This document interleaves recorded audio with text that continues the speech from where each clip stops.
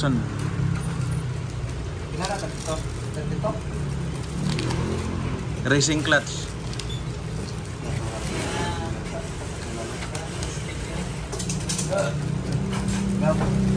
Tractor kayo mamikilan sa kanan. Hindi kita pwede yung gawin. Ultimo naman to. Barrier na kasi rin. Thailand pa yun galing.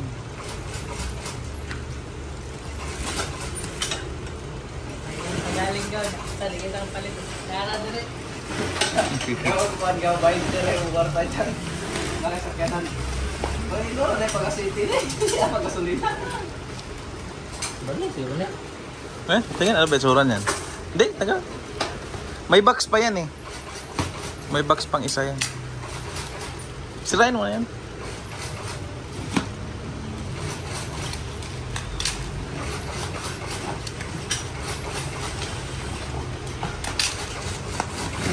Yun no.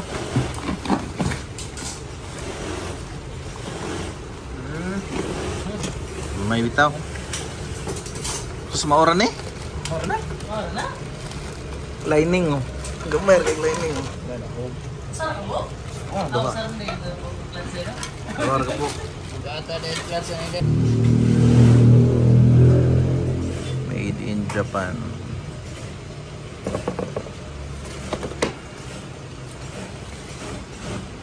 Kuhaan niya mo ano? Baw? Dahil ka na eh. Like Cebuano. Just like Cebuanos, they're good in English. Magaling mag-English sa mga Bisaya.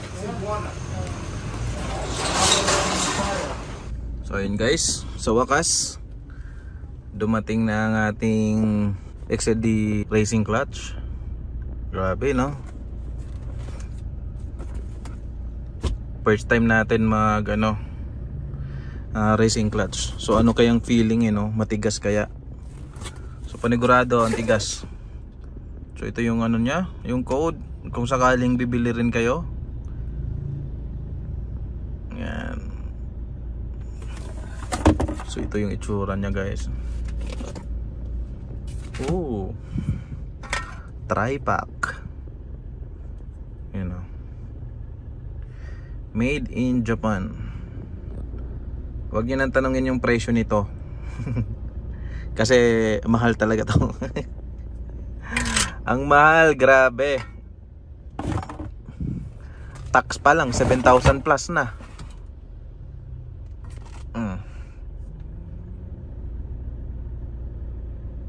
Made in Japan. Grabe guys. Ang mahal. So ayun guys, ngayon lang tayo mag re-racing clutch. So ang dami na nating biniling clutch na nagsa-slide talaga siya sa city. So ito,